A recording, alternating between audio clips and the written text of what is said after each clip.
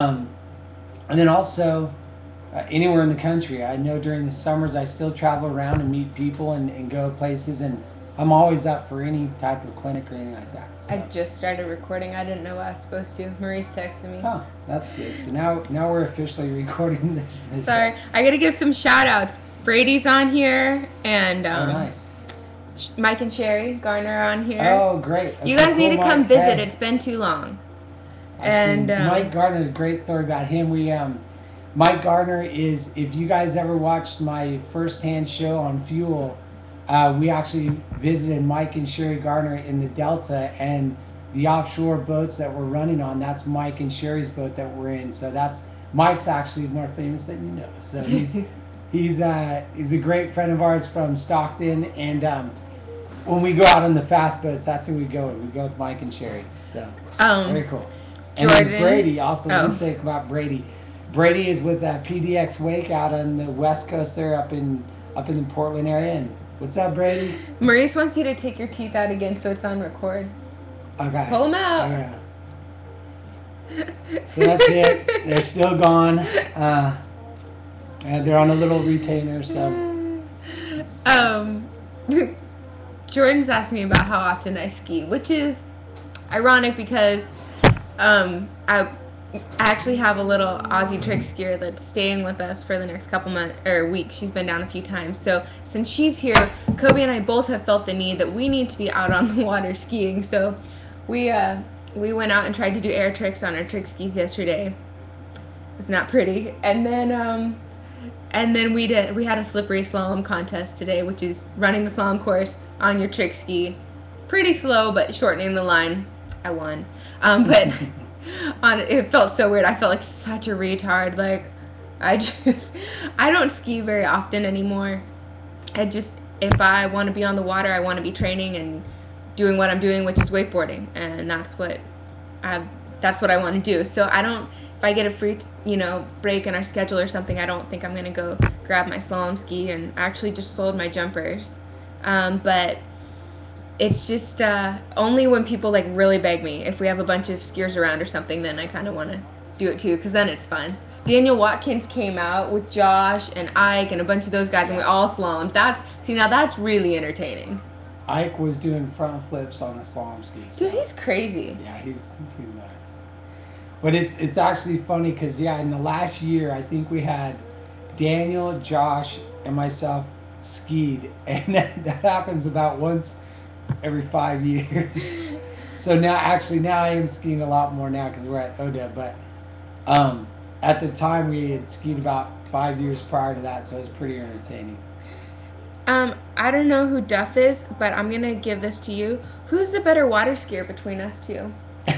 Gosh, without a doubt, Tarah is definitely way. I mean, she's awesome. I mean, she's not. There's no comparison, you guys. I ski at 28 miles an hour, and I'm happy if I get through the buoys at 15 off. So, just so you know, Tarah is a much better slalom. I mean, you guys, she runs. What do you run like? 38 off. She runs 38 off at 34 miles an hour. I run 15 off at 28 miles an hour. So Kobe can do a couple flips on a trick ski though. I don't think I still could, but I used to do a bunch. I could do toe side roll to blind on my trick ski. So I need to start doing that on my wakeboard. That would be awesome. You just broke your phone. Okay. Dave just called me. Let's see.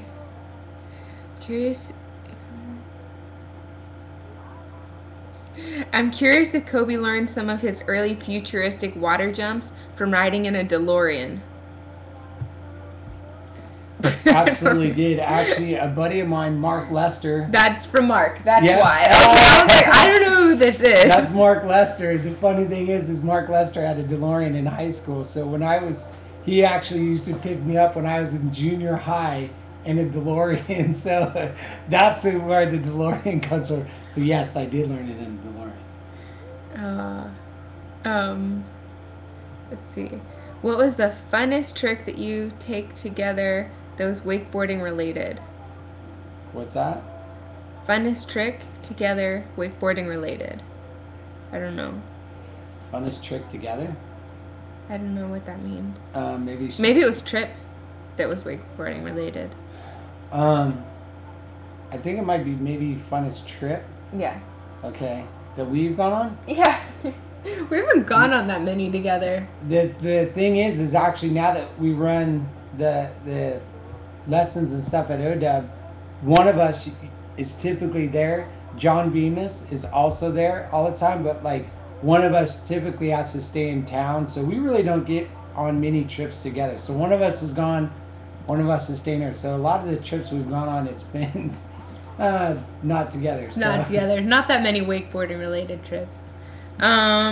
Let's see. We are sitting in our living room on Lake Holden. See, what's your favorite trick and the trick you mess up the most? Well, that's a good question. Being that today I got annihilated, destroyed. I just learned a Rayleigh a few weeks ago. Super pumped on it, like the funnest trick ever. I'm just like loving it. Like it's the coolest thing ever. I just love it, right? And then I don't really know what happened today, but I crashed so hard 2 times in a row. Like just got destroyed. And like I pulled my abs so bad. I can't even tell you. Like I smell like a breath mint right now. I have so much like that. What is that? Like menthol cream or whatever. Oh, it's bad. Do you guys do any other fun? We kneeboard all the time because we do cable lessons with little kids. Because on the cable you have to be 10 years old to go around, and a lot of times the kids that are really little are like 30 pounds and they don't weigh enough to like weigh one side of the kneeboard down to get out around the corners. So we go out there doubles with them and help them get around. And if they're really little, we sit them on our laps. Which, if any of you guys have ever had knee surgery and had to put someone on your lap while you're kneeling a couple months after, you know how much fun that one is. I actually take my little Phase 5 surfboard and I throw them on with me and we just stand up. That's more fun. So that's a lot more fun. That's what I do most of the time is I actually just carry them and set them down the board and we roll around. So it's actually pretty fun. My brother just got on here. He's like, when's Kobe going to say something? What you don't know, because you just got on here, is that he's been talking constantly and I barely gotten a word in before this. That's right. What's up, Tyler? What's up?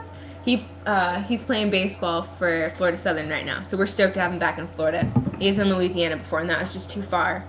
But let's see. What was the hardest trick for you to learn, Kobe?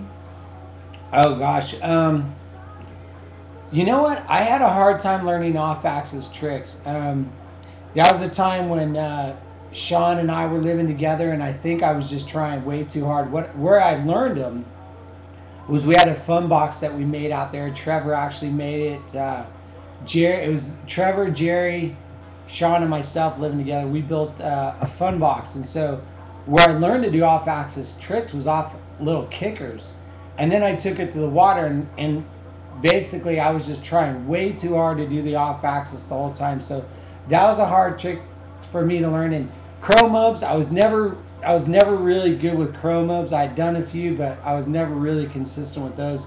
For some reason, they just didn't come that natural to me. So those were off-axis. Took me a while to learn, and then when I learned them, I was just like, I don't even know what I was thinking. So I'd say that off-axis and chrome ups and stuff. Somebody that I don't know how they would know this. They want to know about your rental car races. Who's that? Is that it? Brady. Thanks. Rental car races? Well, that's a good question of the past. Back in the day, Weddington, Bish, and I used to do the pre-press for the tournaments, and we would fly in a few days early, and we used to actually go around with Dean Turkle, and we used to cruise around and do a bunch of promo stuff before the event would happen. We would do special events in bars. We would hand out tickets. We'd do radio station stuff. So we had a lot of time to kill, but we all are actually very efficient in racing cars. So, and we mastered all this while we got rental cars. We even got it down to the fact that when we would rent cars, we would ask for Ford Escorts with central e-brake. And we would and at this time, they had walkaway insurance, which they probably no longer have anymore. Because of you. Because of us. but we just we had fun. I mean, we never, fortunately, we never got in a car accident. We never hurt anybody else. But man, we used to do some sick stuff. One of the things that I remember is we were visiting Bish's house up in North Carolina, Lake Gaston, and he has this kind of narrow driveway into their property, and we would come down the road, just flying, hit the e-brake, slide for like 60 feet, and line it up perfect, and drive right into the driveway. And yeah, we did some fun stuff back in the day for sure. Wild Eyes wants to know how we got involved with OWC. And who does? Wild Eyes. Wild Eyes. Basically what happened was, I don't know, not quite 2 years ago, maybe the spring of 07? No, 08? I don't know. Yeah, before last summer. I started working at OWC because that's how they had it set up. They had a few different employees that were running the boat side and pulling lessons, and we just kind of had shifts and stuff. And I needed a job, and I had a lot of experience on the water as far as wakeboarding and water skiing and whatever. So I started working there as an employee, and I worked there for I guess it would have been 08, spring and summer.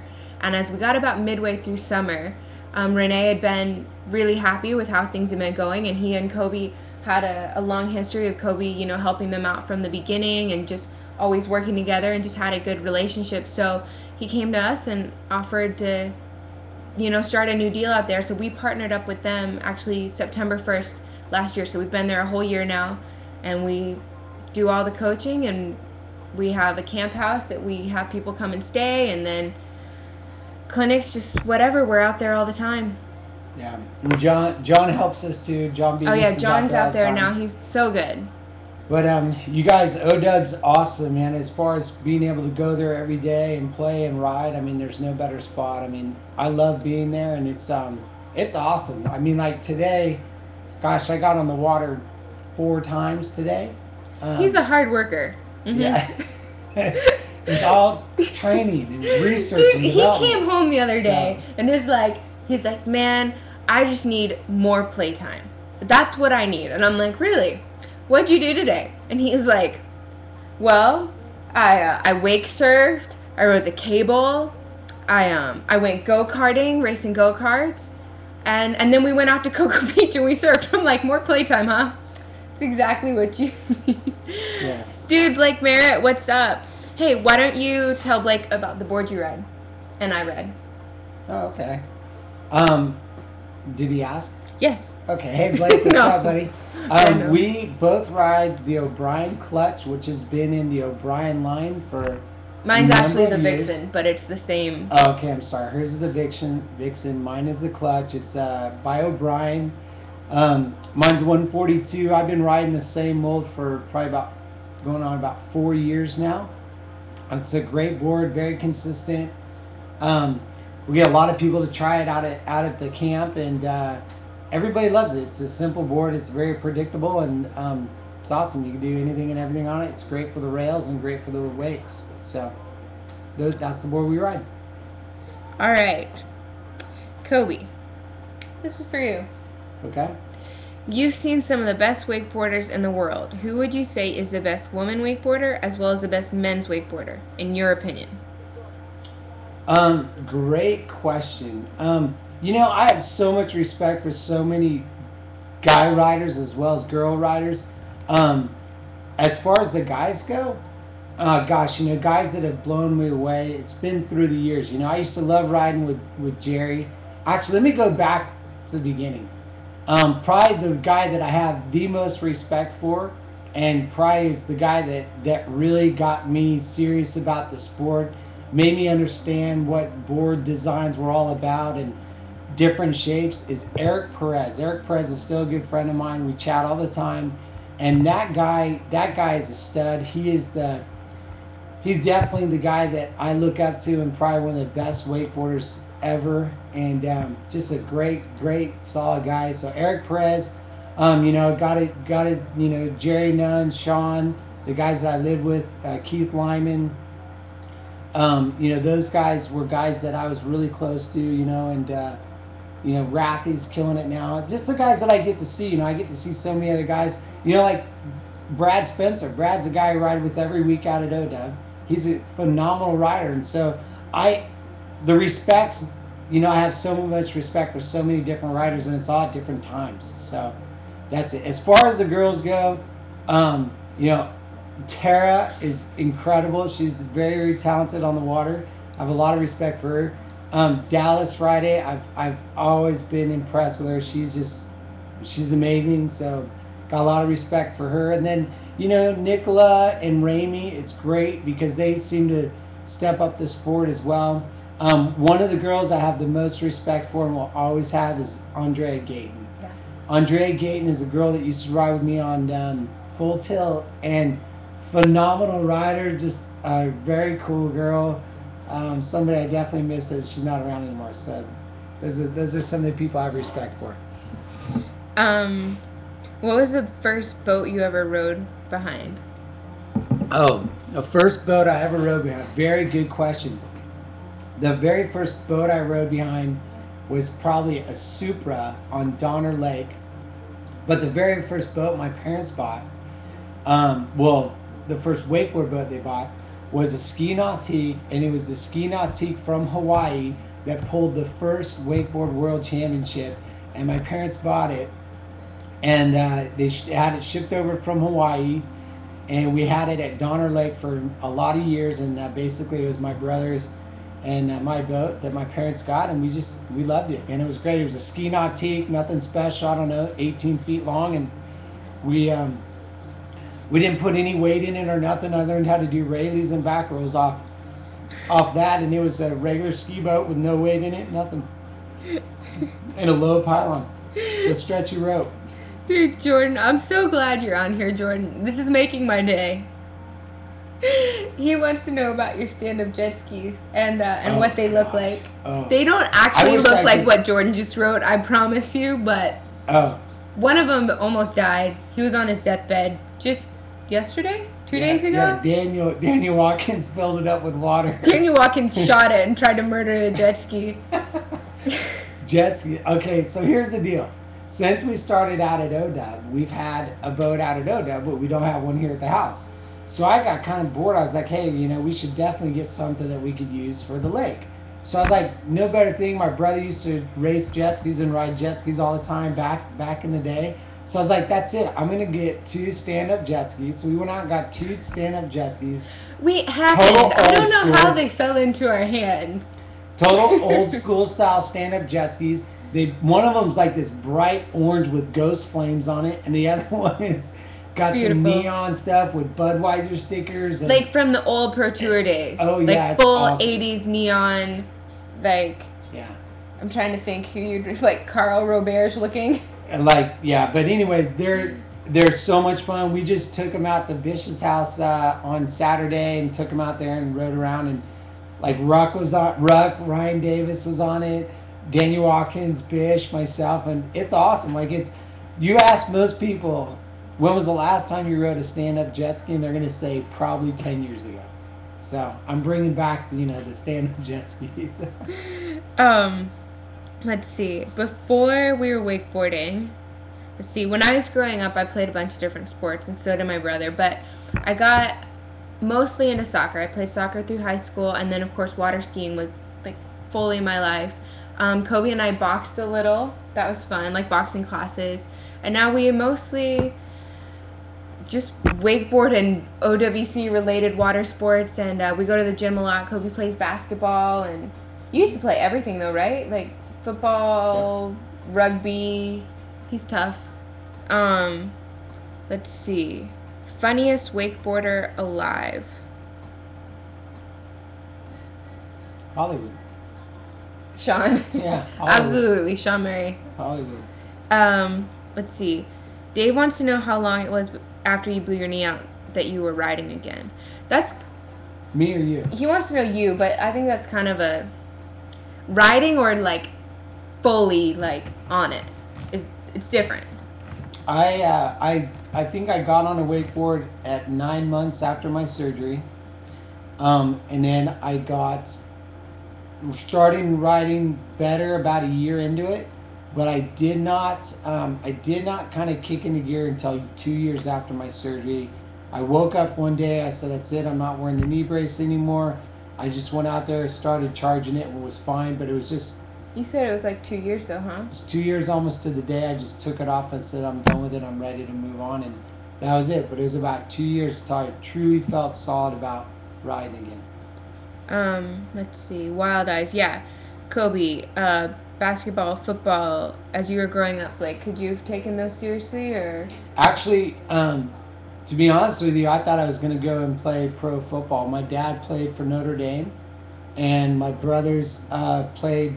My oldest brother played football and was very good at it, and the middle brother played basketball, was very good at it. I definitely wanted to play pro football and go on that direction, and then I got in a bad car accident in high school, and they just told me to stay away from sports for a little bit, so I did, and that's where I stopped. But I really loved football. And surfing.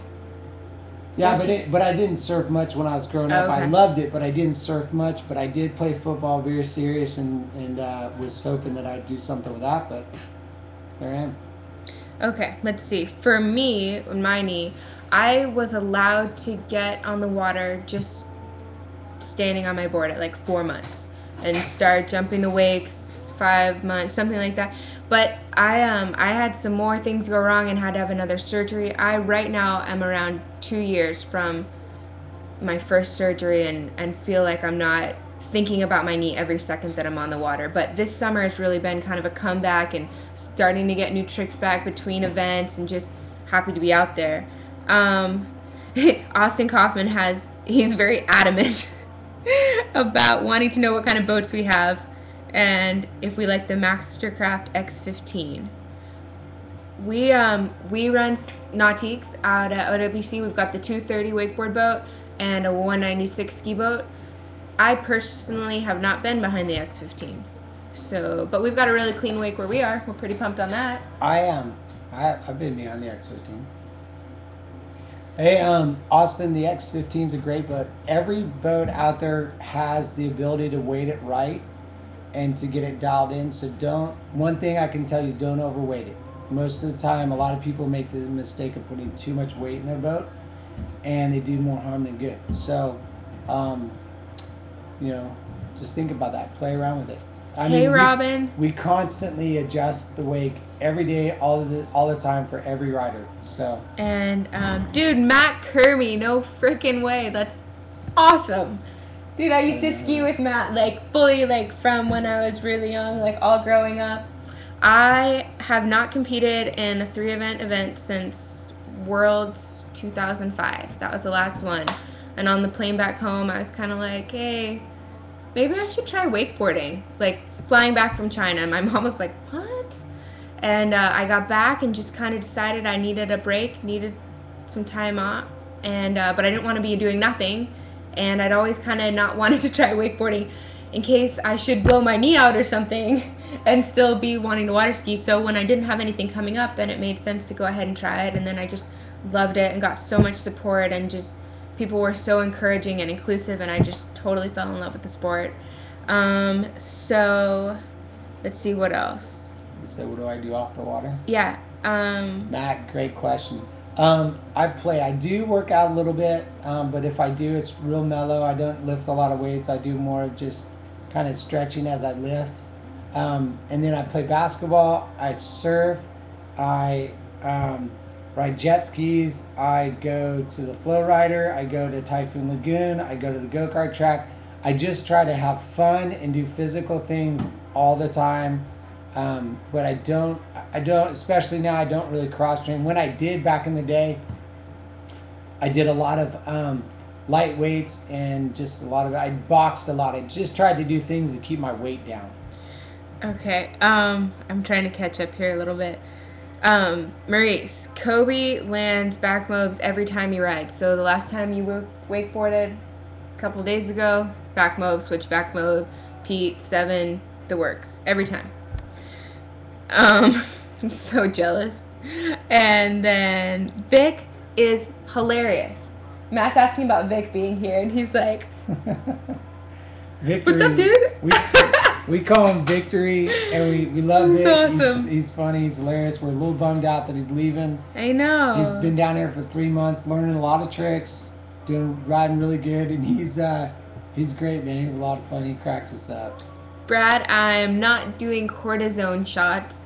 I'm doing prolotherapy. It actually, instead of being a painkiller, it helps your body actually heal the ligaments and the things that are wrong inside your joints. And I've been, I think, 5 times, and I go back in a couple weeks. So that's really been the biggest difference for my knee because it was pretty rotten for a really long time.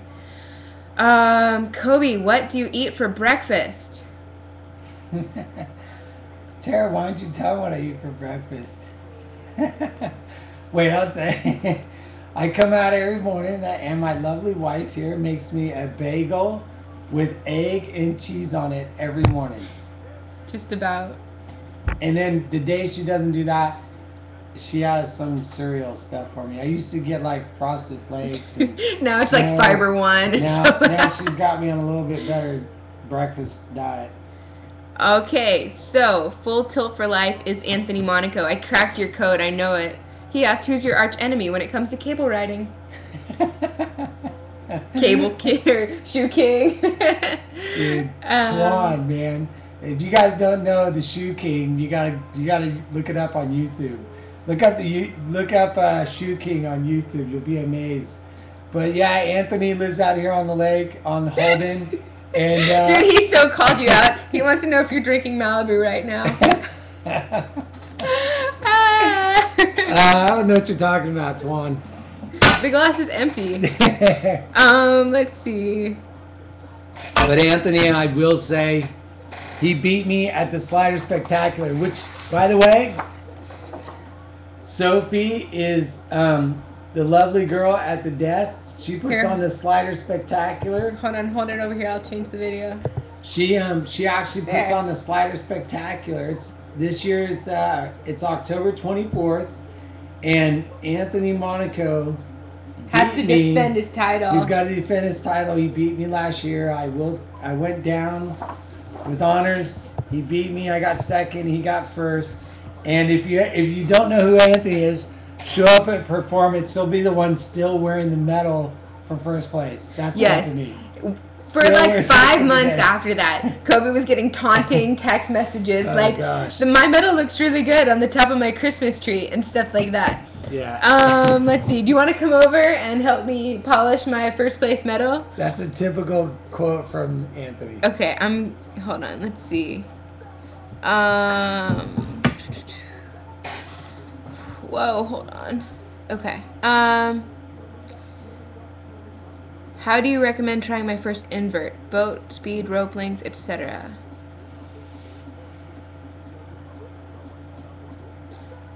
Who's this? I don't know. All right, so here, good question.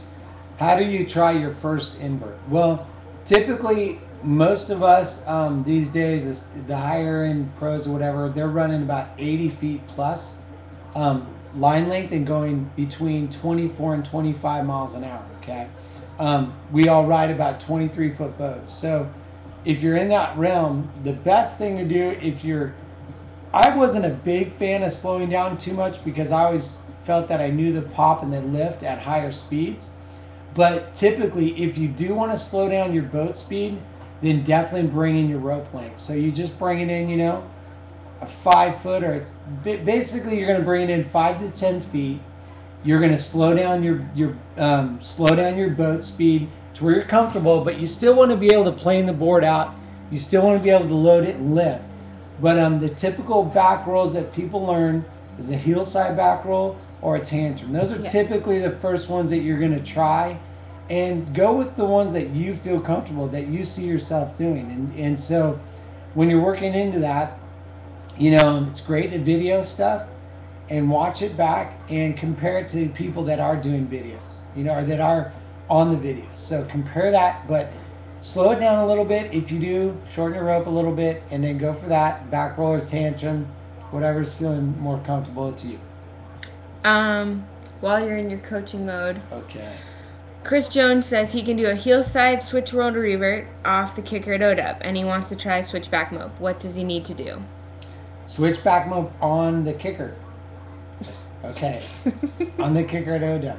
All right, cool. No, that's a really good thing. Okay, there's a couple things that happen on the cable. Is the cable obviously wants to pull you up, and it kind of lifts you and pulls you funky on that. So the typical things with doing mobs, especially on the cable or on the boat, is you want to make sure that your hips are coming through the handle.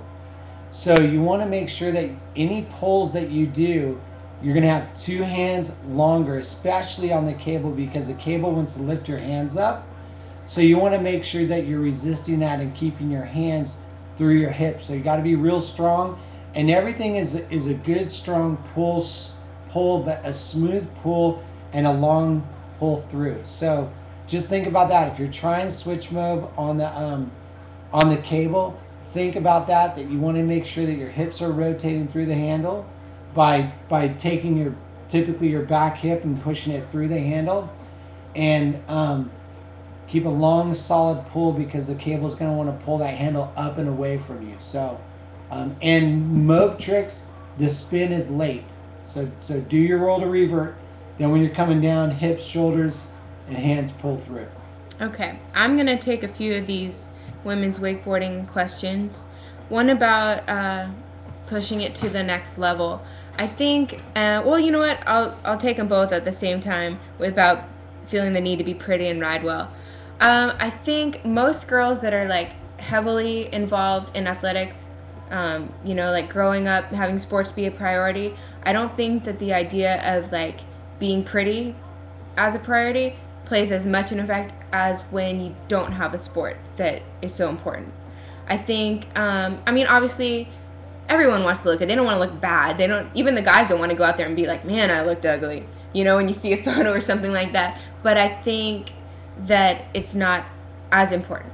However, going back to the question about how to push the sport more, we really need to get more exposure, which of course means doing harder tricks and being more visible and being able to let other girls see that there are girls pushing it all the time and getting exposure, and that there is something, to be done with wakeboarding. So they kind of go hand in hand where, I'm saddened to say that you flip through most magazines and don't see too many shots of women wakeboarding.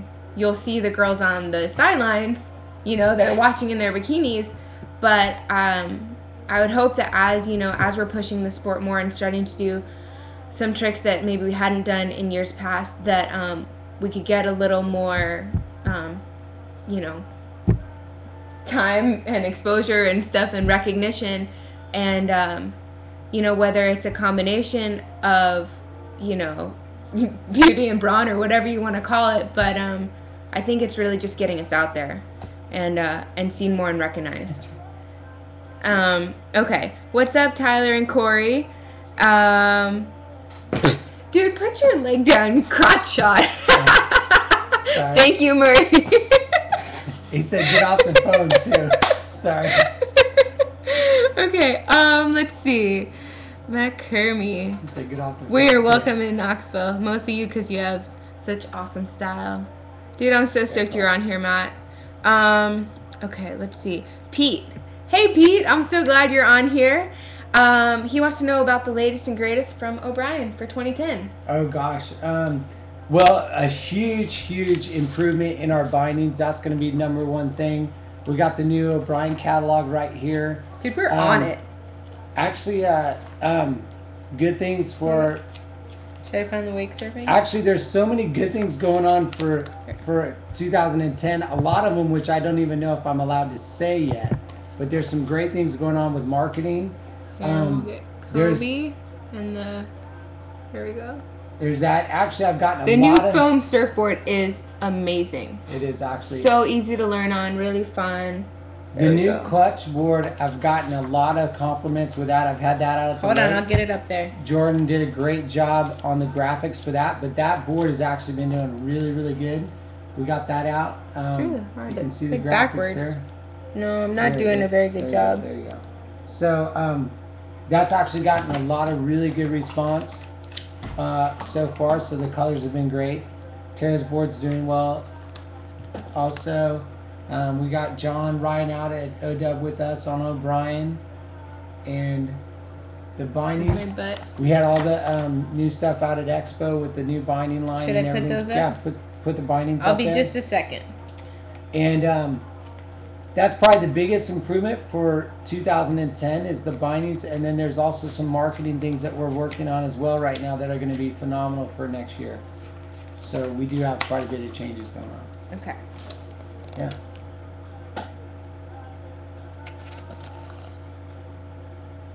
There we go.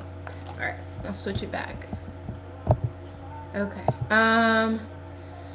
Let's see. Perf can't keep the clutch in stock. No kidding. We send people to you guys all the time. They just love that board. Let's see. What else have we got in here? I know I missed some things.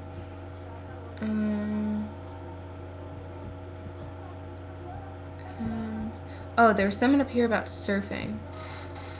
Okay. I gotta find it. It was a while ago, but I know I missed it. Oh, Pearsonville.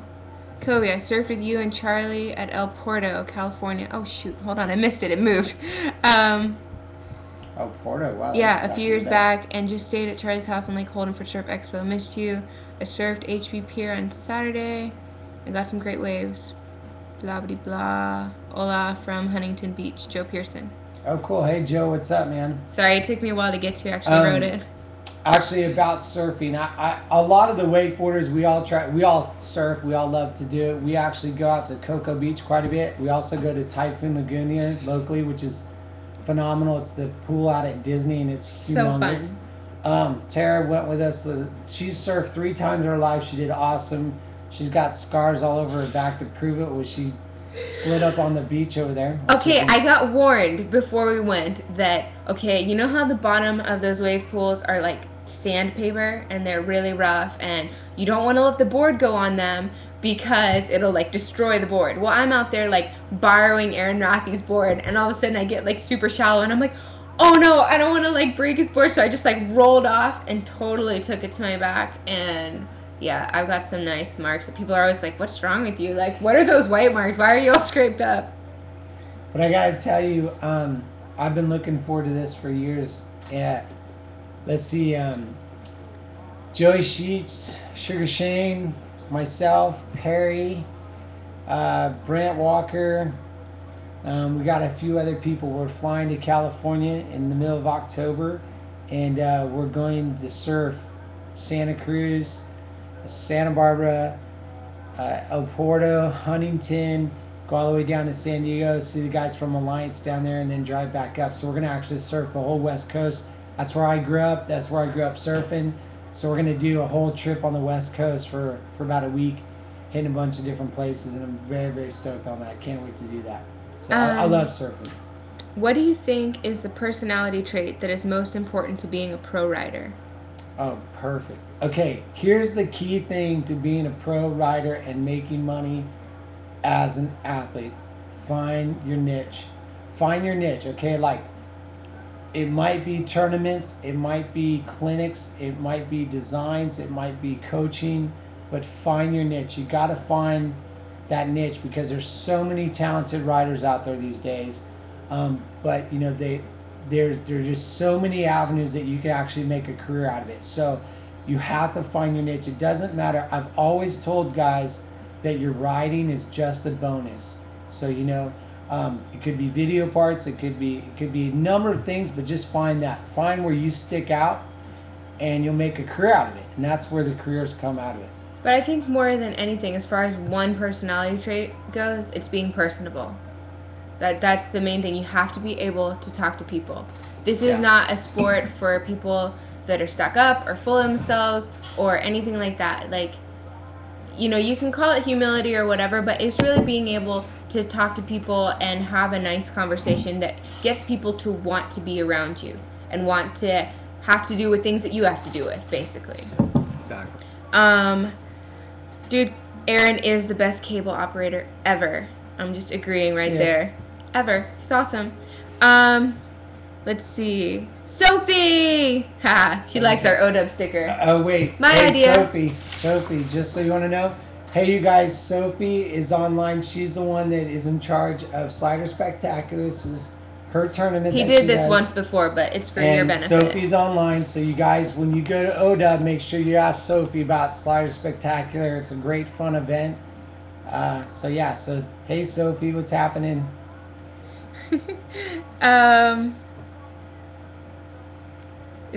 I've met some of the top riders that were pretty socially challenged, if not incredibly cocky and unapproachable. Is that an exception to the rule? No, it's not. Do you want to be around them? Do you want to buy their stuff? Probably not anymore, right? Like, yeah, they there are definitely riders that are that talented or whatever that they think they can get away with it. But from what I've seen, they have a hard time dealing with sponsors and dealing with people, and it's tough. It's tough to be that way. Sorry, I don't understand this question. What do I think of Nicola Butler coming from Africa? I didn't know she was from Africa. Yeah, she's from South Africa. It doesn't bother me that she's from Africa. No, she's awesome. That's kind of funny though. Like, I wouldn't think of that as something to pick up on. Let's see. Hold on. I missed a few.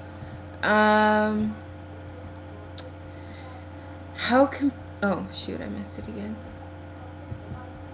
How competitive is it among the women riders outside of wakeboarding?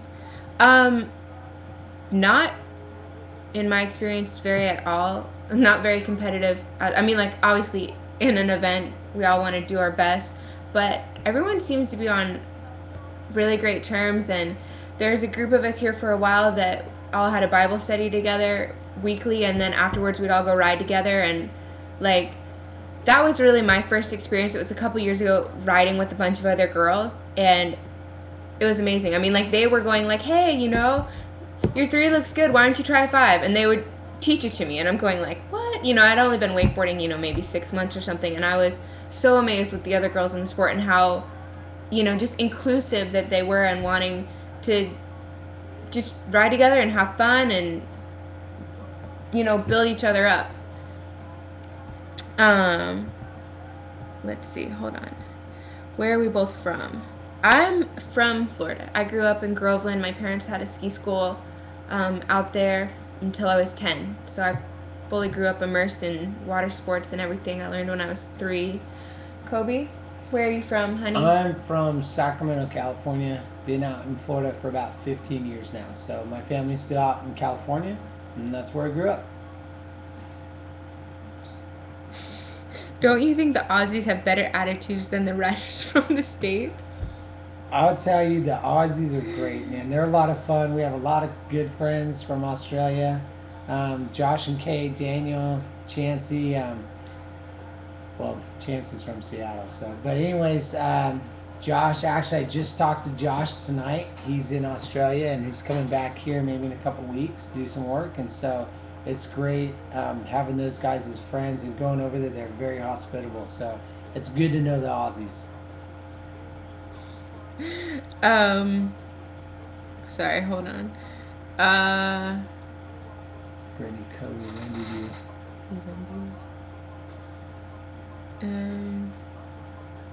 What's the best place you've traveled? Oh, I'll answer that. Can I answer that? Yeah. Out of all the places I've been, out of all the trips to foreign countries around the world, the best place I've been is the United States, man. I love the United States. I love Tennessee, Centerville, Tennessee. I like Lake Gaston, North Carolina. I like Donner Lake in California. I like Southern California. I love the United States, going around everywhere. It's awesome. Florida's awesome. Orlando. If you want to ride, you have to come down to Orlando. Orlando is, I tell people, you get better just showing up. Just because the caliber down here is just, it's perfect. What's up, Han? Han Solo, what's up? Stephen Hahn. Han's on the line. Everybody knows Hahn. He's a dude. Donner photographer. Is cold. Yeah. That is like the most ridiculous place. Everyone wants your teeth to come out again, Kobe. Maybe you should just do the show without him. It's cute. There you go.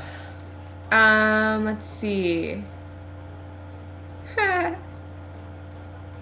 think Word's on from North Carolina, right? Oh, yeah, hey Word, what's happening? Dude, Lake Gaston. Twan, you're harsh. I'm not even gonna tell that? Kobe what you're saying. What is he saying? You lost him trying to transfer Nessie at OW. After seeing the Shoe King do it. Is that Nelson? No, it's Twan. Yeah, down here. Oh, down here. Ah! Evelyn! What's up? Is that Evelyn? I think so. Well, Mrs. Nelson. There's, yeah, okay, yeah. Well, I told her to watch. Okay, good. Hey, dude, I was sending messages out all day. Hey, I think you guys better do your Thanksgiving trip that you're planning. I hope you guys do that, Evelyn. Yeah, Mrs. Yeah. All right. Brendan, of course, moved to Orlando. What else are you gonna do when you turn 18? Really? Oh, Debbie's on here. Debbie's like my best friend from high school. We go way back. I'm so excited that you're on here watching. You have to come up and visit for longer than just Halloween Horror Nights, by the way. Who's Jen? She likes me. Who's Jen? That's Jen. Let's see. Oh, Wild Eyes. That's mean. Don't say things like that. He asked if a little Kobe was in the making. Dude, I have a kid, okay? He's 37. I can't take any more. That's it. Good, let's do that. Let's see. We've got a few more things. Coaching at OWC is going amazingly. We love it out there. Like, it's just so good, especially just being immersed in the sport all the time. You know, like, there's always wakeboarders around. You don't ever get kind of away from it going like, oh, what do you really think? Like, you can ride boat, you can ride cable, you can play around. It's fun. It's fun. We love it. It's been one of the best things that's happened to us, being able to be out there all the time. We are not dressed up for Halloween. We are both wearing our O'Brien shirts, and they happen to be the same color. And I'm gonna probably attribute that to Jordan. Thank you, Jordan. Let's see. How do you do such awesome indie tantrums? Chase Heather. Chase, what's up, buddy? Gosh, Chase.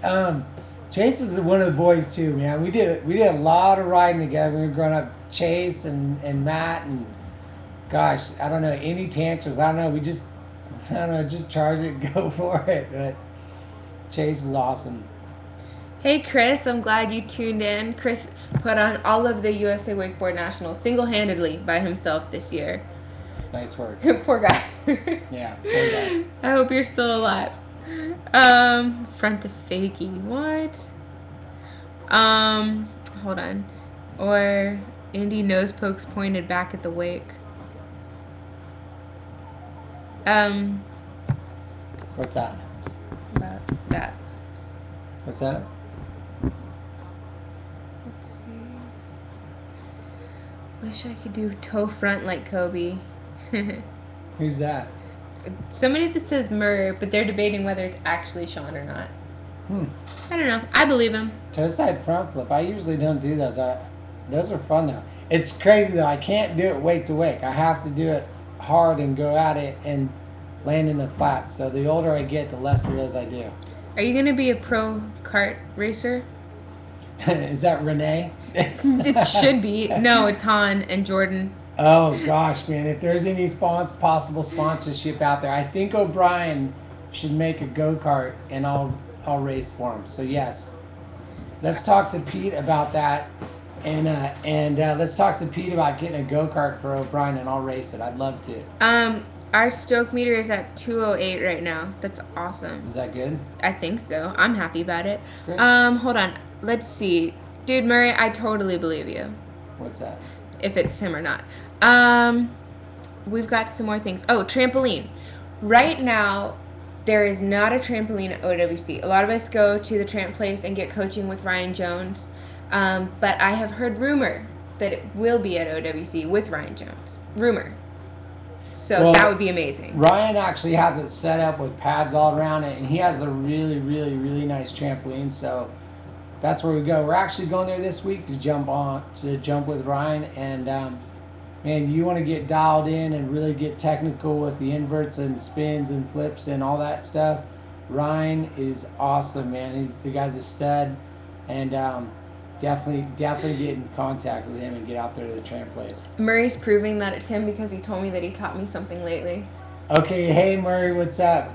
Yeah, I got to tell you guys that Tara's coach is Sean Murray. When she rides with Sean, Sean's great, takes Tara out all the time, and so Tara gets her coaching from Sean.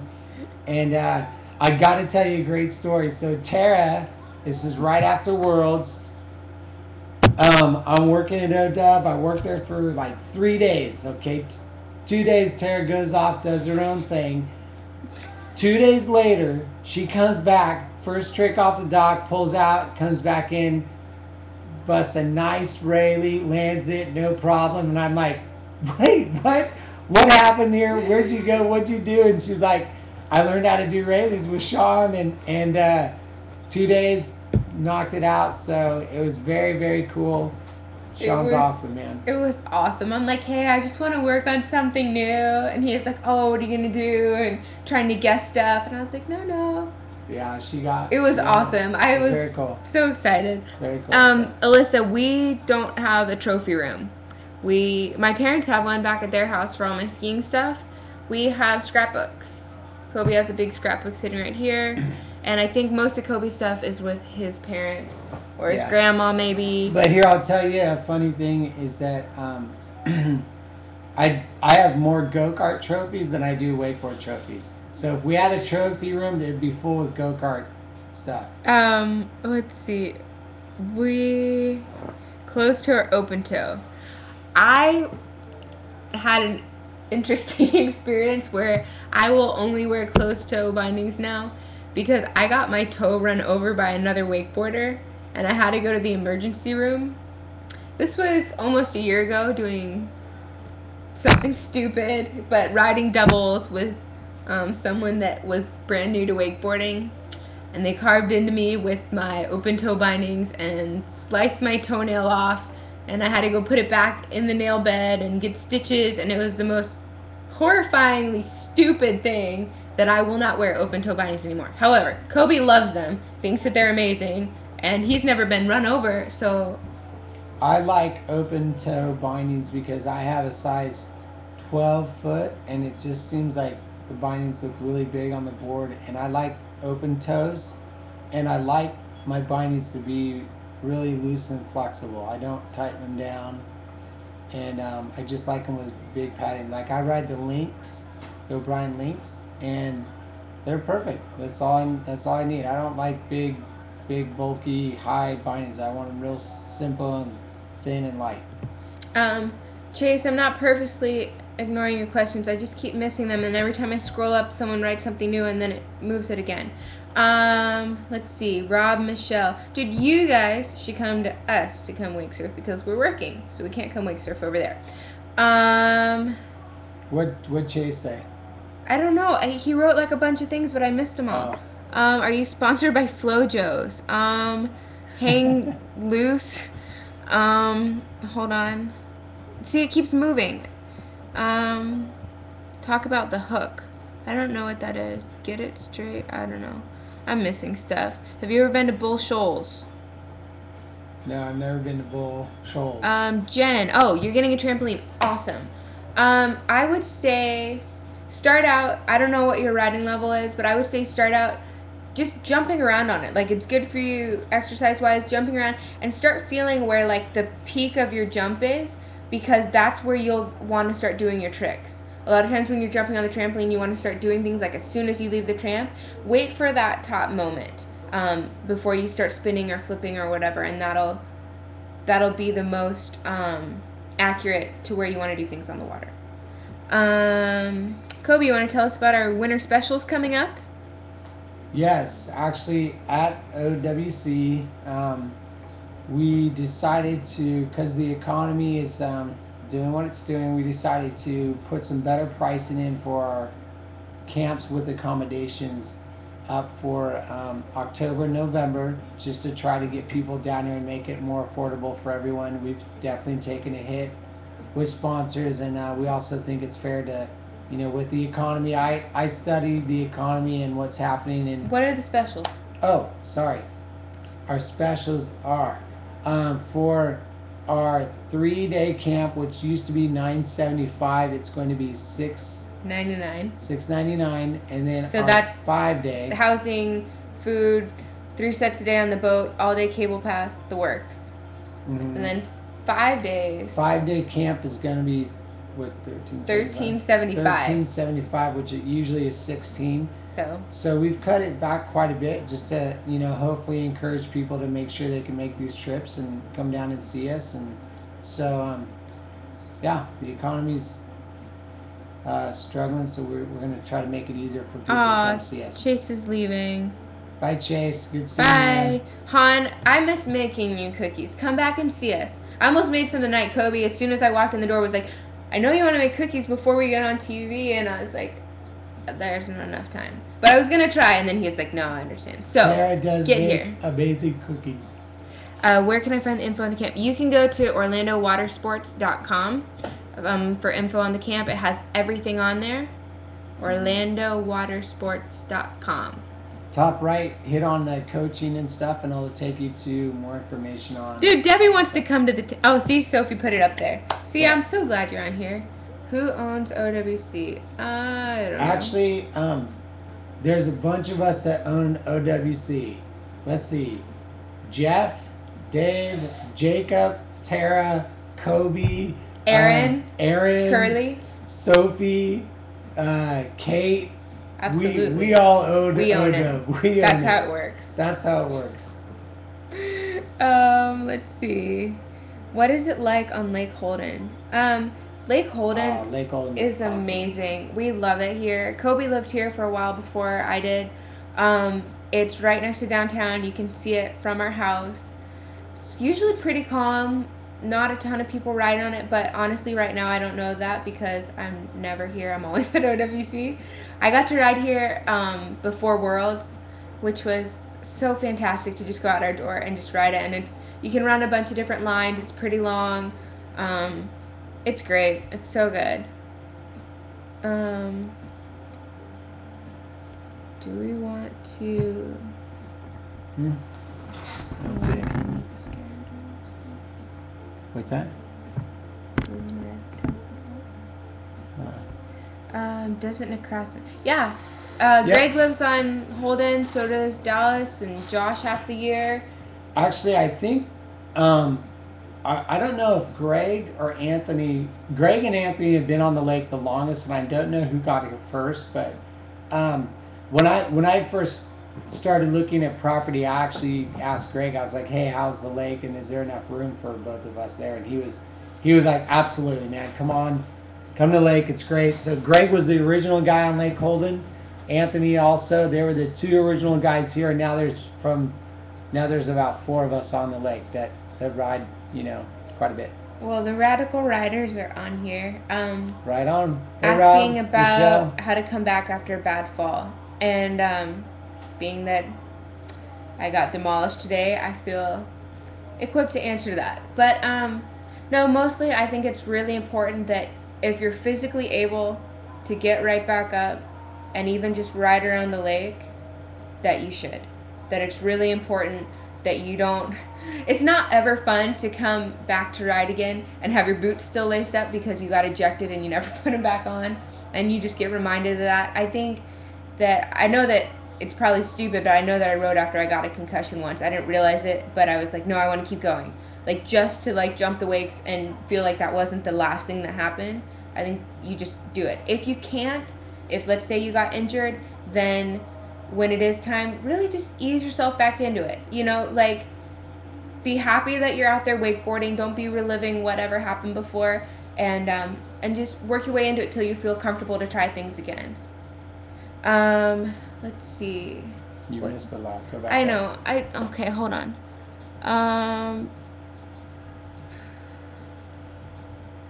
Montague rocks. Yeah, Perry.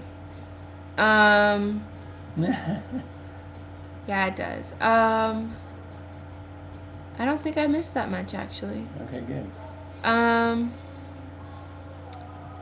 Let's see. I don't know what the cheese is. Sorry. What do you think of Billy McCaffrey's Alliance mag? I love it. I got it. The magazine's awesome, and Billy and I go way back. The first wakeboard event I ever went to, I met Bill, Greg, Nelson, and so Bill McCaffrey's done an amazing job with the magazine. I think it's great, and I think the magazine's awesome. We got it here at the house. We get it every month. So.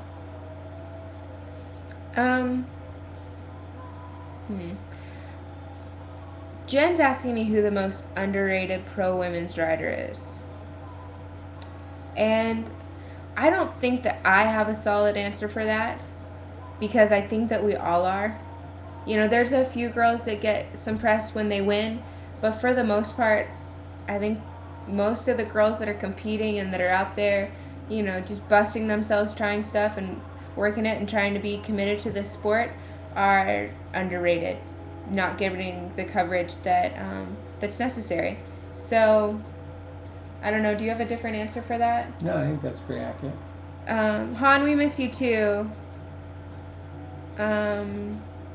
Kobe, do you work at Pro Tour stops?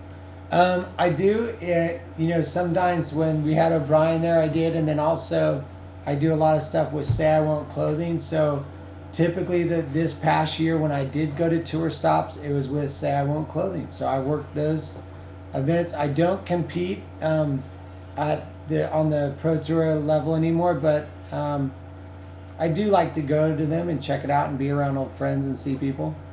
What male wakeboarder goes the biggest in your opinion?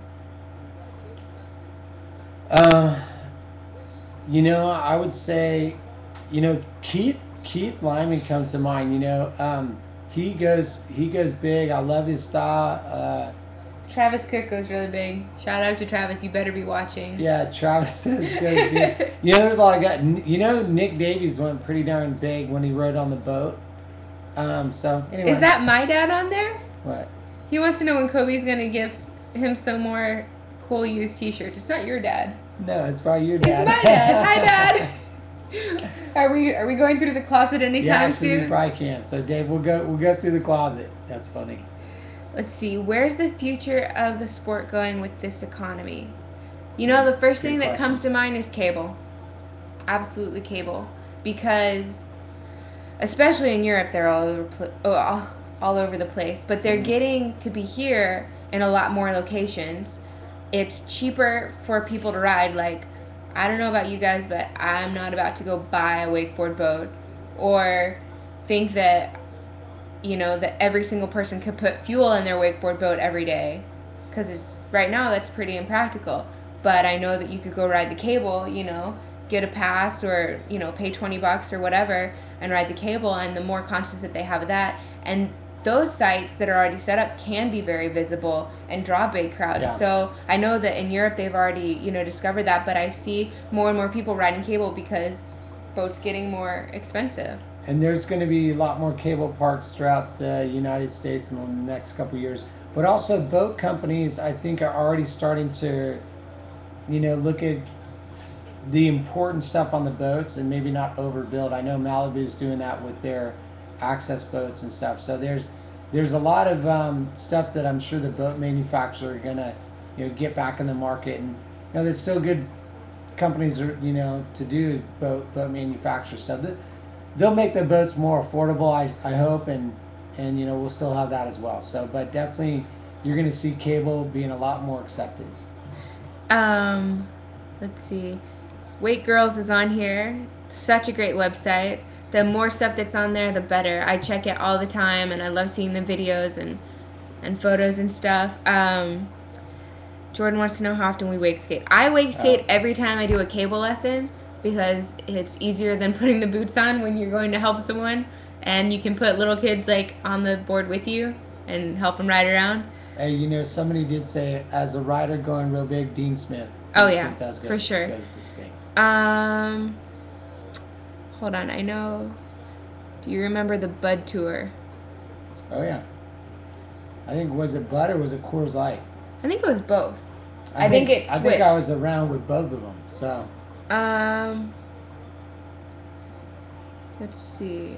Hold on. When I first started wakeboarding, there was we had slalom trick and jump on tour, and also freestyle jump. So when I started, there was a lot of events. So I saw it go from basically us being a sideshow on the pro wakeboard tour to now having only wakeboard events.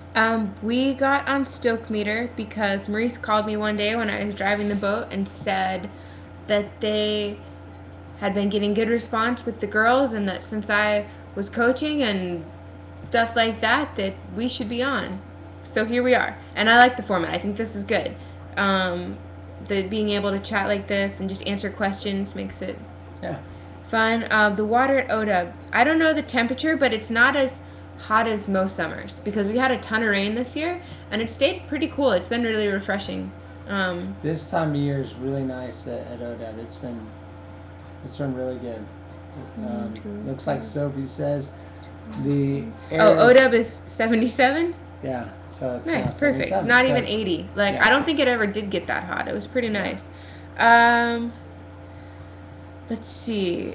System 2.0, very fun. Good to learn stuff on. We haven't done a whole lot of stuff with it. We've been out there once or twice, but I'd like to go some more. I think that System 2.0 is great. Anything that will keep people learning new things and making it easier to learn stuff and also having fun and more access to riding, I'm all for it. Absolutely. Favorite tricks for me this summer has really been a summer of spinning. When I was coming back from knee surgeries and stuff, I did my standard inverts, but I wasn't really too keen on trying to learn something new. But I had a lot of fun learning new spins. So I learned backside 3, and that was my favorite thing almost all summer. Heel 5 is really fun. And then, of course, the railie that I just learned is the funnest thing ever. Love it. All girls can. Do you have favorite tricks that you want to talk about? It changes. Favorite trick, it changes. Honestly, it changes all the time. So. Sometimes it is a technical trick, but most of the time it's not. Most of the time when it's a favorite trick, it could be as simple as just getting good floaty air wake to wake. I mean, I'm pretty easy to please, so I got a lot of favorite tricks. All girl clinics. I don't have any that are set up right now, but we've talked about it and we'd like to get that going. We can definitely do it at OWC where we do an all-girls camp, and like I said, we've got housing so everyone could come, and we get a lot of girls that come and are super stoked to have a girl coaching them. So that would be the easiest way, but if you have a place that you'd like for me to come out to and you could help, get the girls there, I'd be more than happy to fly out. It would be an amazing time. It would be really fun. Will Tarah compete? I competed this last year. Actually, I rode the tour in 2007 and blew my knee out in August. That was my first year. Only went to one stop in 2008 right before I had my second knee surgery. And then this year has just been my year of coming back. So I rode weight games and nationals, Reno, Worlds, USA Wakeboard Nationals, and just kind of kept gaining tricks in between each one and coming back stronger and stronger. So competing next year will definitely be even better. What happened to the reunion tour with Bish and Ruck? Dude, we had a reunion just the other night.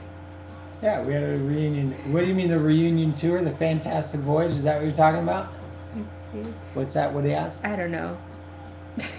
What, as a coach, do you get stoked about the most? I think... Easy question. Oh, okay.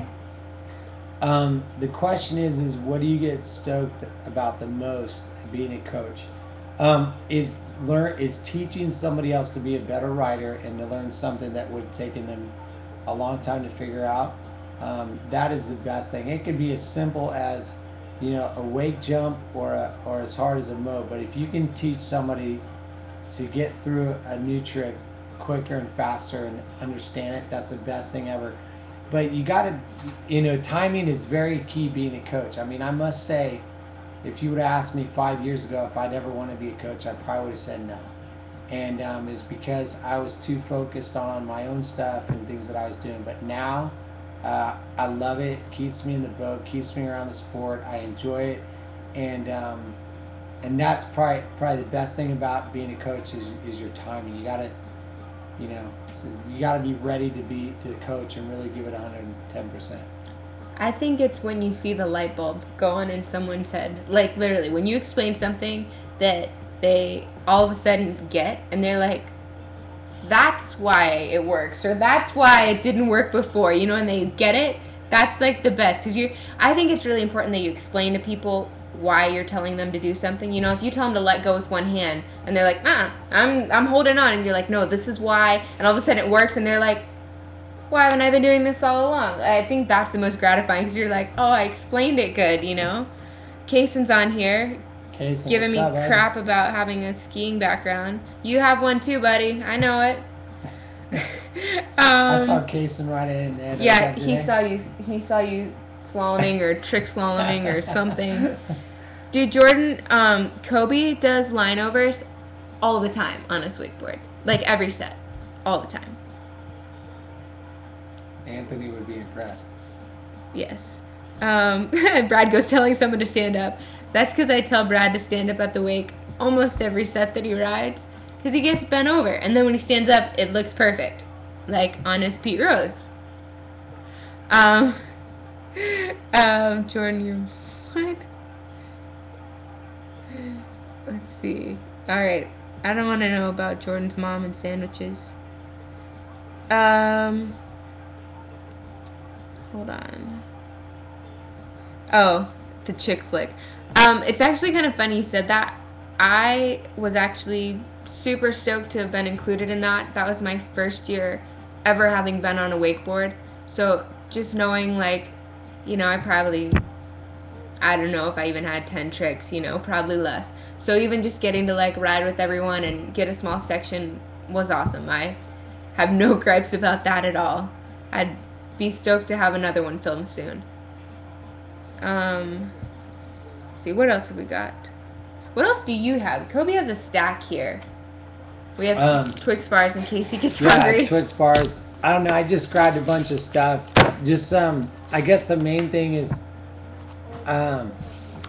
Should we find your old photos? Yeah, we should do some old photos. But there is going to be a reunion tour with the Fantastic Voyage. Bish and I talked about that the other night, and there definitely will be. Here's a funny old photo. Like, I brought this book out. I don't keep. Do you want me to put it here? No, it's okay. Well, this is an old photo of gosh, this was back probably one of my first photos in a magazine. We did a flash at night, and I was on a very, very short. This is a good ad. This right here, it's probably hard to see. No, I'm going to make it better. But what it is... move it over. Okay, this is very cool. This is the first whirlybird that I had ever done.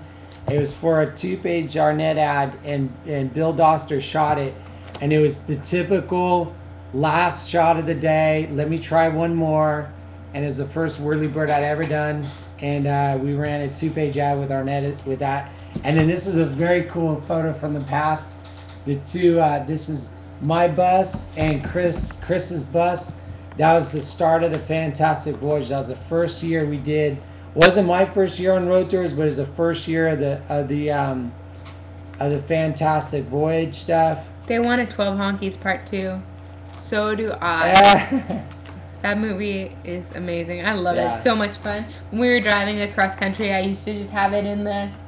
I mean, this was only a couple of years ago, but I would have it in the DVD player just on loop. Just amazing. I love that movie. It keeps me entertained. Here's a funny photo right here. You can't see it that well. Well, that's okay. I'll just tell you about it. This is an old photo from Full Tilt, and I got a full-page ad, and there's no graphics on the board. It was just a solid black board. So, back in the day, we were making stuff, and we were just so happy to get a board that you would ride anything. And we didn't even have like graphics on it, and that's what you would ride. Rob and Michelle want to know what we do for fun outside of wakeboarding. Mostly other sports or just relaxing. Sometimes if we're not wakeboarding, we just want to chill out. But we surf, and our first date was boxing. And what else do we do? Workout. That's not really fun that much though. I really like going to farmers markets. I'm like fully into food and cooking and doing all that stuff. So anything, if you have a new recipe, send it to me because I'll for sure make it. And Kobe will go-karting. And what is that? This is an old Full Tilt ad when it's Mike Weddington, Andrea Gayton, Thomas Harrell, and myself all chilling. Andrea looks mad. Yeah. And that looks that was in our old living room. That was one of our old ads. It was a very, very good ad that people seem to like. Dave, will you still be hurt in January when you come down? Because it won't be that cold. Yeah, Dave's coming down from Canada. Some friends of ours from up there. We're going to be watching a lot of movies when wrestling matches. We don't really. I try not to wrestle that much, but I tell him. What did I do?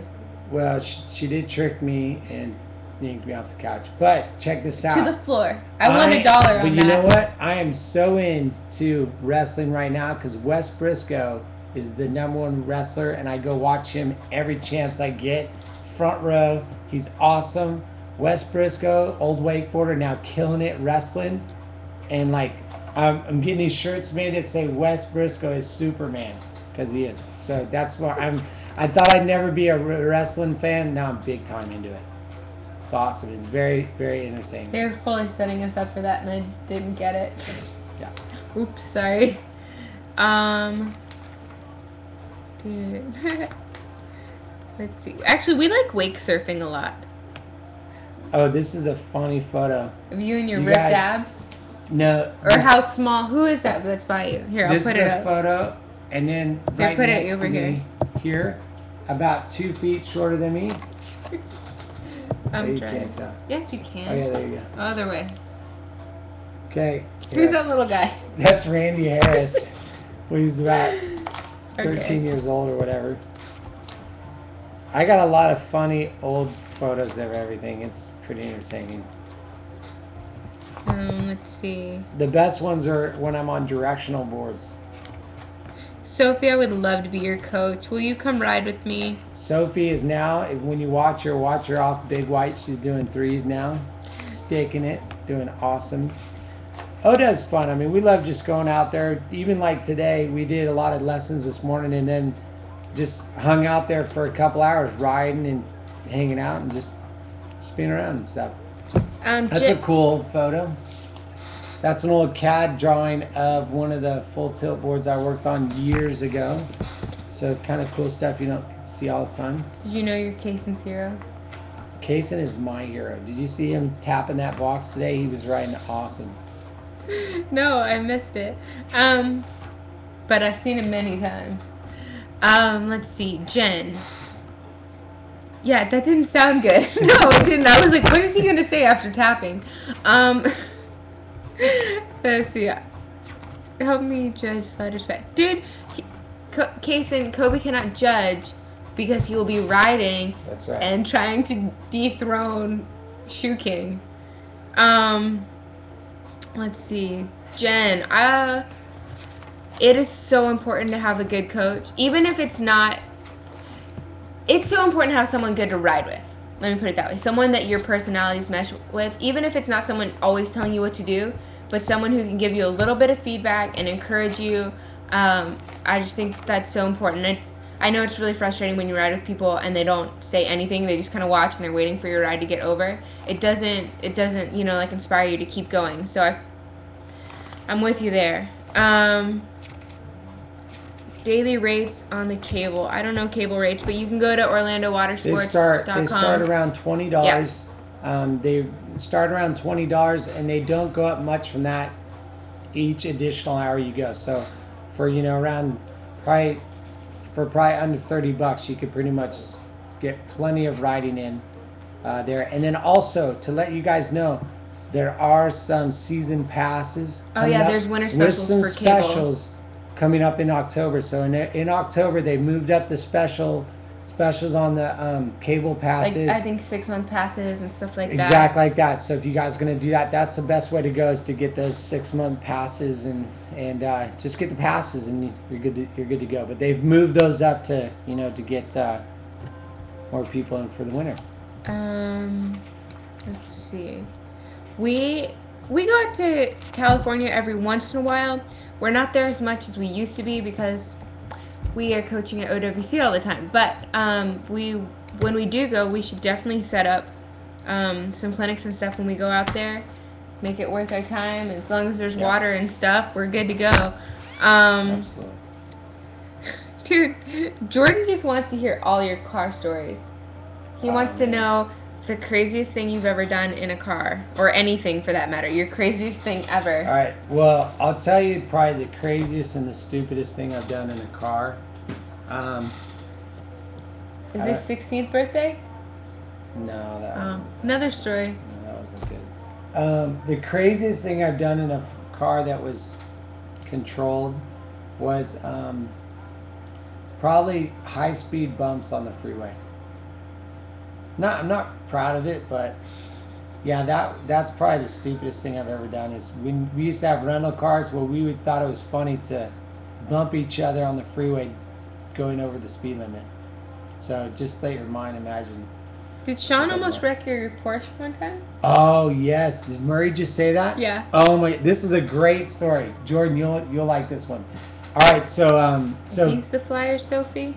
So back in the day, I had a 911 Porsche, and this was when I was living with Sean, and so Sean lives out in Narcoossee, and so kind of you call it country roads out there, not a lot of people around. Well, out by Sean's house, there's some nice little turns, and so Sean and I jump in the car, and we go tearing off, and I take this corner. I was like, oh, that's pretty fun. We're driving around, just playing around, and so I'm like, hey Sean, you drive.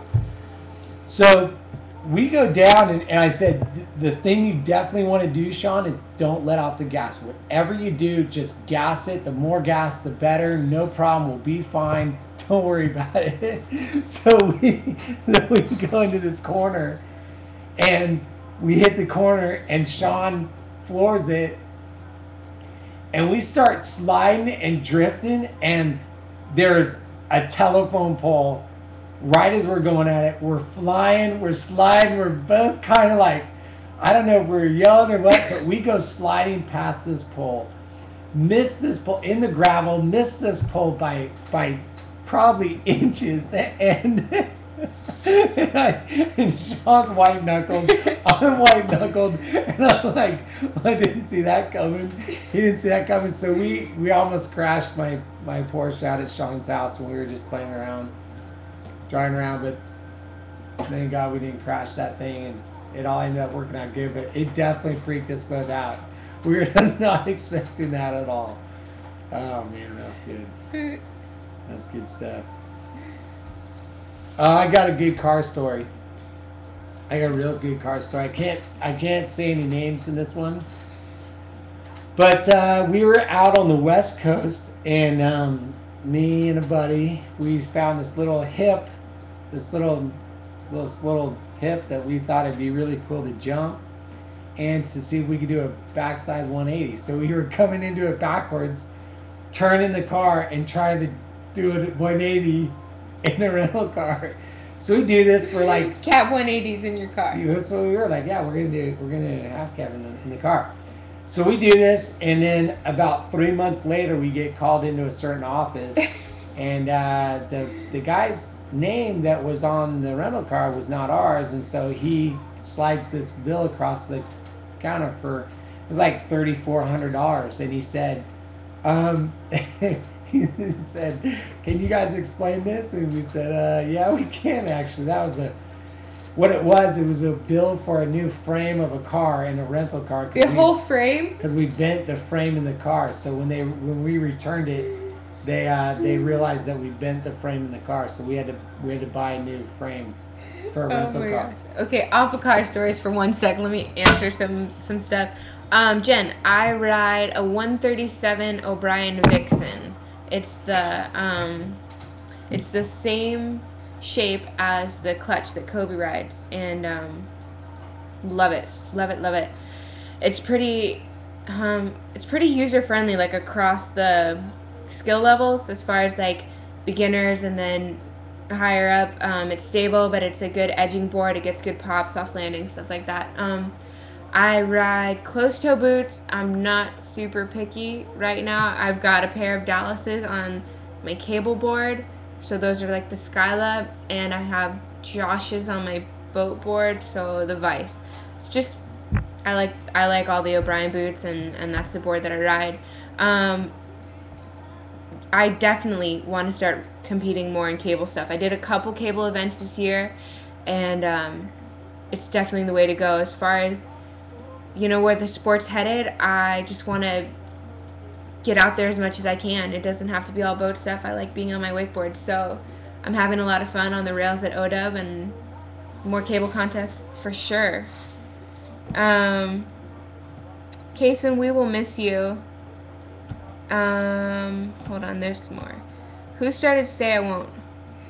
Knox Vanderpool, and then Brent Walker got involved. So Knox is out of Nashville, or Pulaski, Tennessee, and great friends of ours, and they started Say I Won't, and they started in the wakeboard scene because that's what they loved and were passionate about, and now they've actually gotten real popular in the bull ride scene and NASCAR. So they've actually branched off to those guys, but their roots are still with wakeboarding. They started the company through that, and Knox Vanderpool started it, and then Brent Walker has got involved shortly after that, and we've been with them almost from the beginning. So it's been great. Casey, I think Stoke Meter is actually going to have a really big impact on our sport because it brings people together and it gets people talking and involved. I know every time that a new website comes out, like the Wake Place, where they're showing videos and you get to see what everyone's doing, and it just kind of fires you up more. So when you can be talking to other people that are wakeboarding and just hearing what's going on, I think it improves the quality of what everyone's doing, and it makes you want to do it more. So absolutely huge impact, because this is so much more interactive than anything else. Brandon, do you guys like Nitrous Circus? Absolutely, man. I love that show. That show's killer. We watched it yesterday.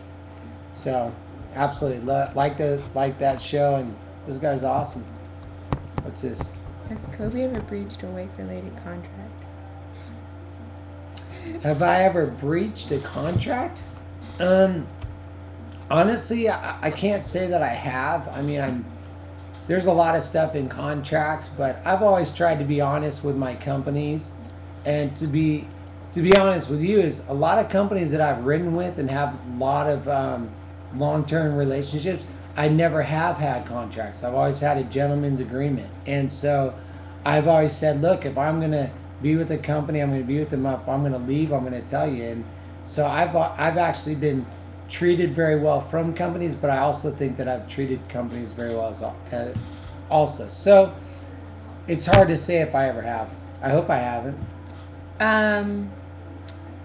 Sophie, other people have my railing on video. I don't. Aaron got the very first one I did on his cell phone. I'm yet to get it, Aaron. No, I'm just playing. And then some guys from Full Sail came out, and they were like shooting something. You were there. And they got it, but I don't have it. And so, yeah, when I get a good one, I'll send it to you. Do I like Tigers at all? Yeah, sure. I don't ride behind him that much. But Daniel's got one, and I rode behind his for an O'Brien shoot. It's good. What's the vibe on the dock at Pro Women Comps? You know what?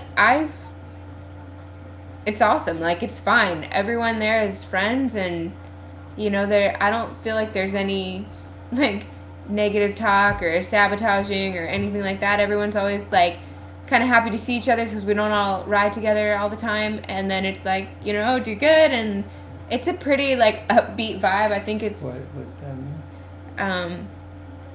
No problems with it. Hold on. That's funny. They're Wii wakeboarding. That is awesome, Debbie. I didn't even know there was Wii wakeboarding. Tell me what trick you just did. What are sponsors looking for in new riders? And Kobe, do you need glasses? He's just far away from the little print on the screen. Actually, I probably do need glasses, but what are sponsors looking in new riders? I think it's different in a lot of sponsors. I mean, some sponsors need a tour rider, some sponsors need clinic guys, and so I think what sponsors are looking for are guys that stand out, the guys that have found their niche, what they stand out on, and how they promote themselves and how they stand out and how they treat others. I think that's what sponsors look for. Yeah, it's different for every sponsor because it depends on what riders they already have. And Perry asked that, do you need glasses? Yeah. Yes, Perry, I do need glasses. Sophie, yes on cable stuff. I think I already answered that. But for sure, keep going with the cable. I want to ride at it. Ride at them all. Wii Sports Resort? Have you ever played Wii? Because I haven't ever. Kevin Michaels showed me Wii once, yeah, so I've done a little bit. What do you think about riders protesting at comps? I got this one. Riders protesting at comps, I think it's lame, but I think it'll always happen. I mean, it's just part of competition and people, just with their emotions and stuff. I mean, years when Bish and I were on the Fantastic Voyage, I saw firsthand in what riders, say to the judges and how they get involved and stuff. It looks like it's seething. Let me check it. Okay, hold on. I'll go to the other thing. Yeah, I will. You got me. Riders protesting. I think that there are times when you really feel like a protest is necessary, and then there are times when you're just doing it, as like a shot in the dark. And I feel like everyone pays their dues, and you're gonna have days when you probably got more than you should have and days when you got less than you should have, and that it evens out. That's kind of how I feel about it. Kobe, do you want to dance again? That's okay. I think we got it. Okay. The other camera seemed like it was being weird. Okay, hold on. It's fine. I got it. Okay, there we go. Perfect. Ka. Is that my brother? No, I know who it is. It's Matt. Matt does my knee rehab. Sean William Scott in what's wait, the one? No, Evolution. Evolution. There we go. But I got who it was. I knew you were gonna try to trick me. We always have like the most random movies playing in sports specific. There was some like Scottish Western New Age rock movie today, like yes, but it was your dad. No, it wasn't. I don't believe it. Who's my favorite pro women rider? You know what? I have so much respect for Emily Copeland-Durham. She's been so great to me since I started riding. She's got some serious tricks, and I think she represents herself really well. Yeah, I would have to say she's my favorite. What's that? What's the most significant moment in wake history? Well, I don't know if a lot of people really like to hear it, but I think it's when Chet Rayleigh and Darren Spear created the Rayleigh, because that brought people's awareness to it. And this is the way I see it. Darren brought people that like the wow factor to it or whatever, and then Scott made it enjoyable and gave you the feeling like, I want to do it. So Darren made people look at it. Scott made you look at it and say, I want to do that, because the way he's making me feel, I want to get that feeling. But Darren Shapiro did some amazing stuff back in the day that just was mind-boggling, and just that's the stuff that I saw. As I saw people recognizing the sport through Darren doing the Rayleigh, and then I saw Scott giving it that feeling of like, you know what, man, I want to get that feeling. I want to ride because of what he's going through. Yeah, I agree with you. I mean, I wasn't wakeboarding back then, but I remember what a big impact it had. Emily did not compete this year. She's expecting her first child, so hopefully she'll be back next year or soon, but not this year. It's the best answer I've ever heard. Yeah. Oh, that's the best. Oh, thank you. Cool. Let's see. Thanks, Jen, Brad. you have a lot of boards. Seriously. She's like JC. Yeah. You've got a Ronix Koi, an O'Brien Vixen, and a Ronix Dahlia. Do you ride them all? Like, that's a lot of boards.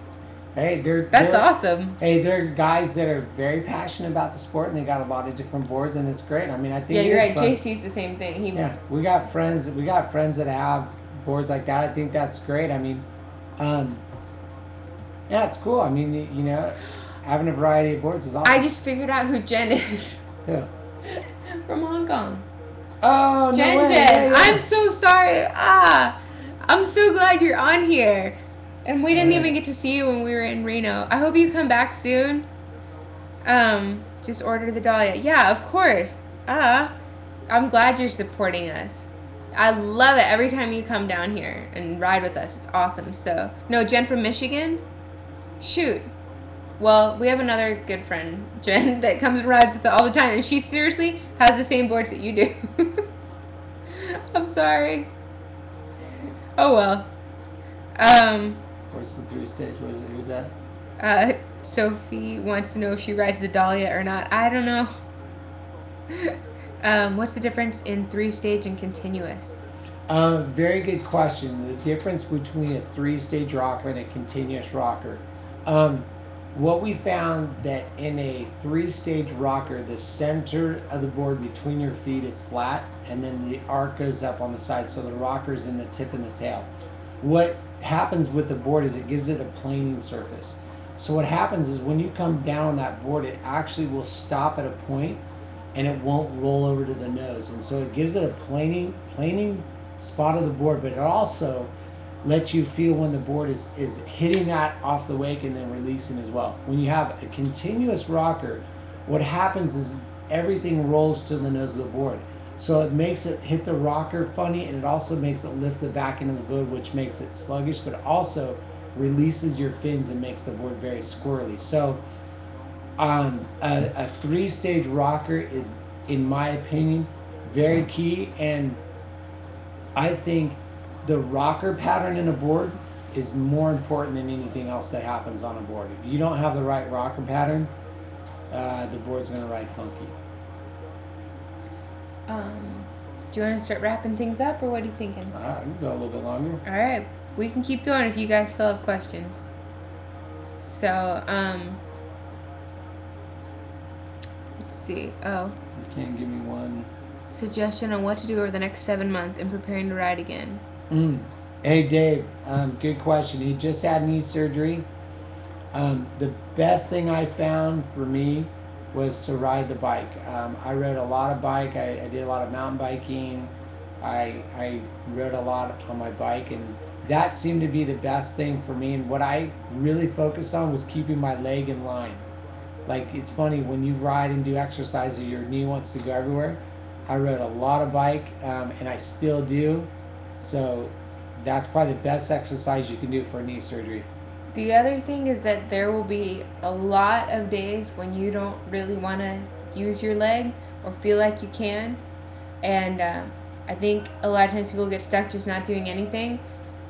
Do something upper body. Do something where you don't use your leg that much, where you still feel like you're being active and it keeps your endorphins going, and it won't seem like you've been out of it for so long. What's saying what about? Fins. The board that we both ride has 2 molded outer fins, and we don't ride a center fin. You can put one in, but Um, I gotta tell Jen something about this. Hey Jen, there's a significant point in riding where fins actually, the lack of fins helped us learn how to ride wakeboards properly. Back in the day, we all rode pretty big fins, and Thomas Harrell, being the rebellious kid he is, decided to stop putting fins on his board, and he actually learned how to ride his edges and learn how to ride the board on his edges. So when we started to go without big fins, we all learned how to use our edges properly and learned how to edge. So if you're properly edging the board, the fins are irrelevant, but it is nice to have that stability there and help track the board. So when you don't ride with fins, really focus on riding your edges and using your edges to control the board. So you're doing more of a heel to toe motion than pointing and surfing the board. So fins were a critical point in the development of riding a wakeboard, and the fact that when we went away from them for a while, which Thomas was, I believe Thomas Harrell was the one that really pushed that, is when we really started learning how to ride the board and getting the maximum out of a wakeboard. So keep that in mind. Taking out your fins every once in a while and riding without them, I think, is a great thing for your progression of learning, how to control your board. Jen, I used to ride with center fins, and until I got hurt, I did. And then when I started riding it, I just wanted to like carve around a bit, so we didn't put the fins on, and it felt different. But like Kobe said, I think it's better for your riding, like your actual riding. It may be a little easier at first with fins, but you ride better without them, and the fins don't save you, and they shouldn't, something like that. Jordan, I'm trying to get Tara to go to Halloween Horror Nights with me down here in Orlando. I go every year. I've gone the last. I'm going with Debbie. I told her I would. And so she's not much of a Halloween. I don't like all that nasty stuff. And I love Halloween. I think it's great. But actually, I have a really close friend that's been in the hospital for a while, so I told her that in her honor I would go as a nurse. So we'll see. Let's see. Kobe, what do you think of these guys making a name for themselves just free riding? I think it's great. I think free riding is a big part of the sport now. I'll tell you something, you guys. Out of the 15 years I've been a pro wakeboarder, nobody's ever asked me what my tournament finishes were. It was always doing, how many videos, how many boat shows, how many photo shoots, how many clinics and stuff like that. So these guys that free ride, it's a major part of the industry and about sales and promotion. So competition is a part of wakeboarding, but it's not the only part. So guys that are free riding, man, it's awesome. I mean, I think ultimately when we watch videos and we look at photo shoots in the magazines and photos in the magazines, that's the feeling that we're trying to get when we ride. Not going out and banging out a trick run is not what we ultimately try to strive to do when we go out and ride on the lakes here and there, and the majority of us get that feeling. So free riders, I think, is where the heart of the sport is. And competition, I love it. It'll always be there. But the soul of the sport is definitely in the free riders and the guys that can make a living at it. I'm all for it. I think it's great. Jeremy's on here from Melbourne. Sweet. Hey, Jeremy. We have been talking about coming to see you. We've got we've got a family here from Canberra right now, and they want us to come in January, and we're trying to figure out if we can line up a little like multi-Aussie stop January or something, but nothing's really set yet. I'd love to get out there in January or February. Yeah, that'd be awesome. So help us with our plans. And let's see, what else have we got? I don't know. Okay. Bye, Jen. Thank you so much for being on here. We really enjoyed all your questions, and hope you get to come down and ride with us soon. Bring your Vixen. Shoot, bring all your boards. That'd be awesome. All right. It's about 10:46. I don't really know how long this is supposed to last. Yeah, that's cool. We could wrap it up. Do you guys have any last questions? Any desperate questions you need to know? Barley, Monarch, or Hyperlight Murray? O'Brien Clutch. Have you been listening? Yeah, actually, we've put so many people on the O'Brien clutch, and everybody's been happy with it. So that, I mean, that's pretty much the board that I always go back to. I mean, that's.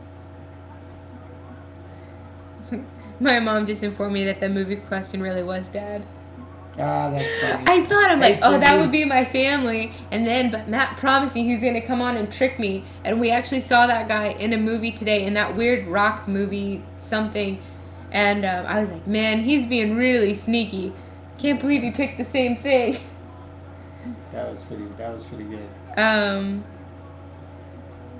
All right.